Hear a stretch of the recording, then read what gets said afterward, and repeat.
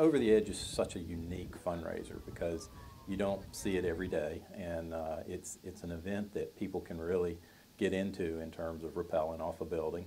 And obviously the charity benefits with all the funds that get raised. But you know, it's beyond your traditional golf tournaments and 5Ks and things like that. And Special Olympics prides itself on innovative fundraisers, from the polar plunges that we do and plane pulls. And Over the Edge just is one more of those great options that we have to raise money.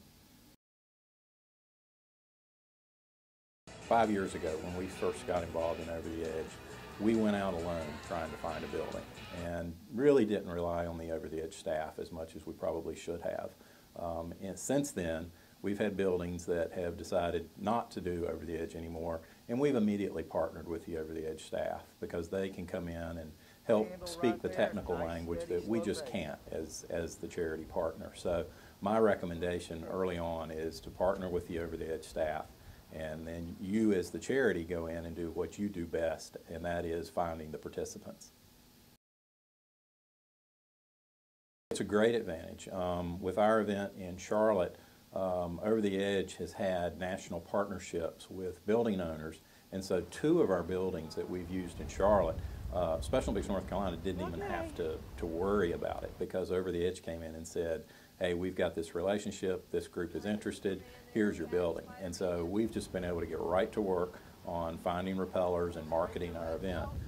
We were fortunate in Raleigh to have a building that was used to the concept of rappelling. The firefighters locally used the building for training, and so the owners, you know, they weren't scared about the concept of having people rappel off their building. So Over the Edge came in and talked to them about the safety aspects and such, and it was a pretty easy relationship to develop for the Raleigh location.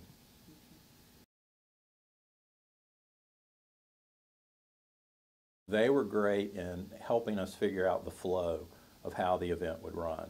For example, in Raleigh, for a couple of years, we had a practice rappelling area that was off-site. It was across the street from where the actual building was that we rappelled. And as I think technology developed with the equipment that Over the Edge was using, we actually brought the practice rappelling site to the building, and so that helped with our flow and keeping people all in one place. So Over the Edge is really good at the logistical aspects and helping us get the whole event set up. Finding a building is probably the most important aspect of this because obviously you don't have a building, you can't do Over the Edge.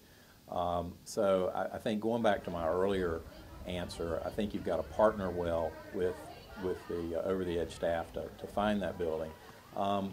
And I think, you know, a lot of the building owners and the management companies with the building, they appreciate the fact that they're partnering with a charity to do this because it's a feather in their cap to obviously say that they're helping charity. So I would really stress that, in addition to allowing Over the Edge stress the safety aspects of the event.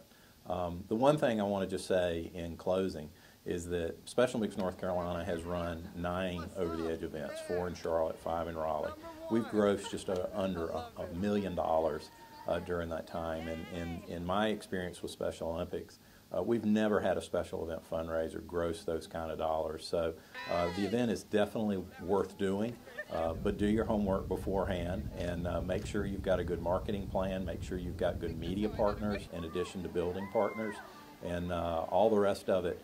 It's going to be hard work, but you can make it successful.